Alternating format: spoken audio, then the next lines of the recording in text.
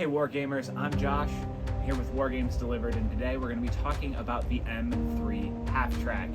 Make sure to check us out at wargamesdelivered.com to check out all the tools and the miniatures featured in this video. Without further ado, let's crack right into it.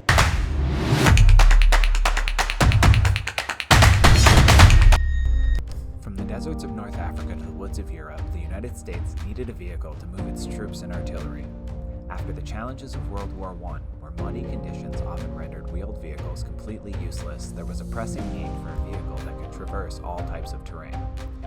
Enter the M3 Halftrack. Born out of sheer necessity, combining the speed of wheeled vehicles and the grip of tracks, the M3 brought troops where no other vehicles could.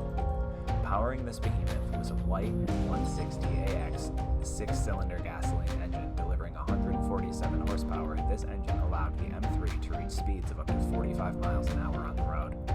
Its unique suspension combined rubber-brushed volute springs for its wheels and a vertical volute spring for its traction. This ensured that while the wheels provided speed on roads, the tracks enabled movement over rough terrains. The M3 made its mark in several critical campaigns. North Africa, Italy, and on D-Day, and in the subsequent push beyond Normandy, the M3 was ever present, lending its weight to the Allied march across France. Over the course of the war, the M3 saw various modifications, from mounting a 50 cal machine gun on for anti-aircraft roles to being adapted to carrying 81mm mortars. The versatility of the M3 was undeniable. The M3 stands as a testament to American engineering and the unyielding spirit of the American soldiers who rode it into battle.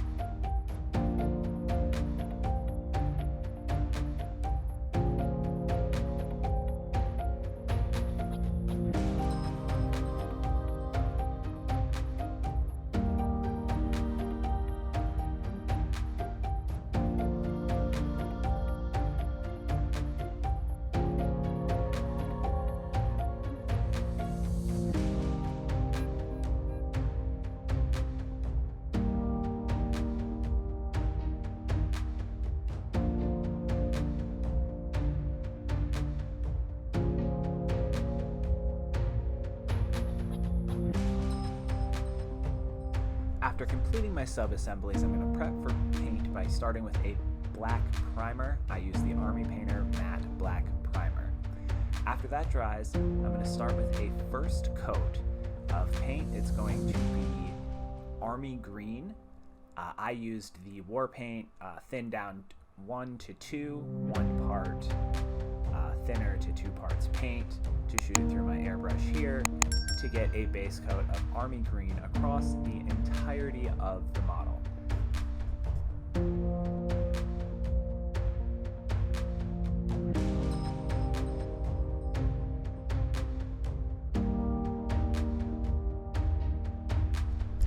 Once the paint from the base coat is dry, I'm going to start doing some interior highlighting and weathering to places where I couldn't reach after final assembly is complete. I'm going to start with some gunmetal. You can see it across the floor there, and the barrels of the gun.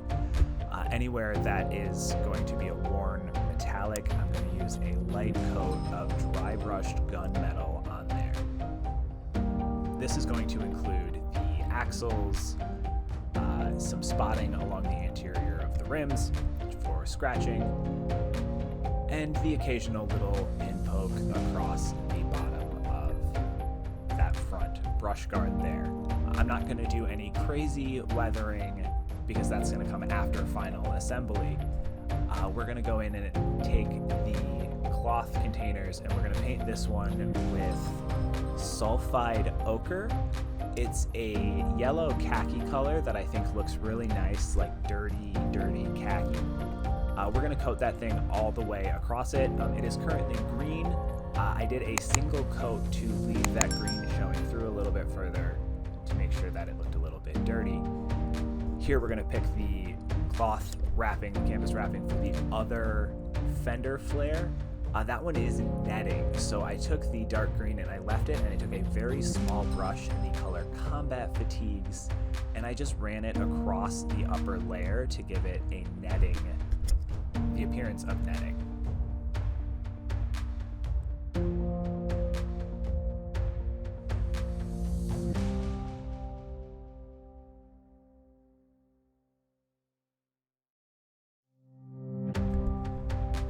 I used the color Sulphide Ochre here again for the straps across the back of the driver.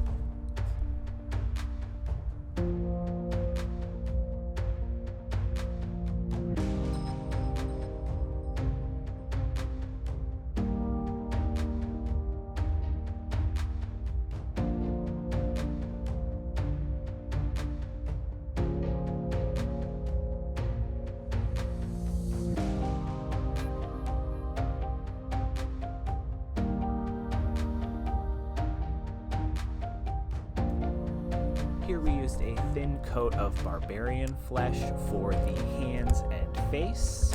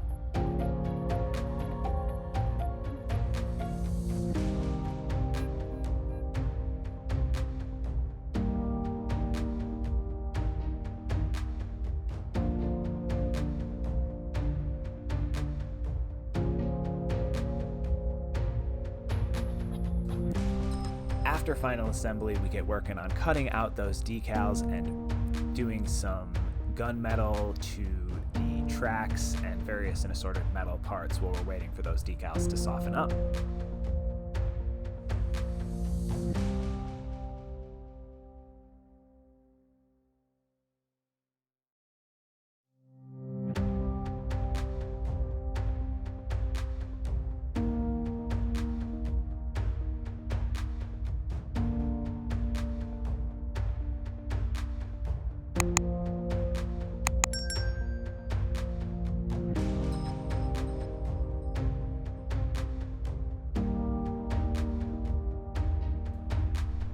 Once you're happy with how all of those decals are placed, we're going to go in and use a sponge dipped in gunmetal for a little bit of sponge chipping across the recesses. I like to do it after I apply the decals, just because those decals are going to get scratched just as easily as the paint would.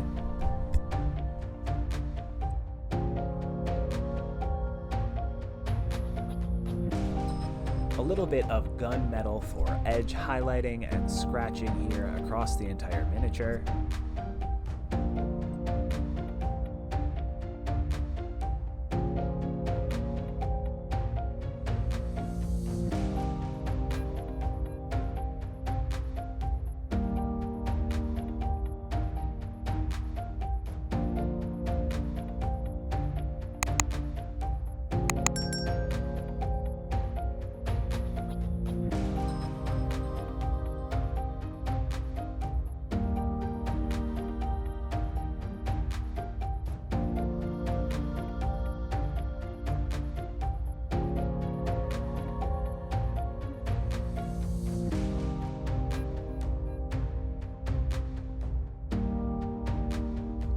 last thing I did was I took the color Necromancer Cloak and I used it across the front tires.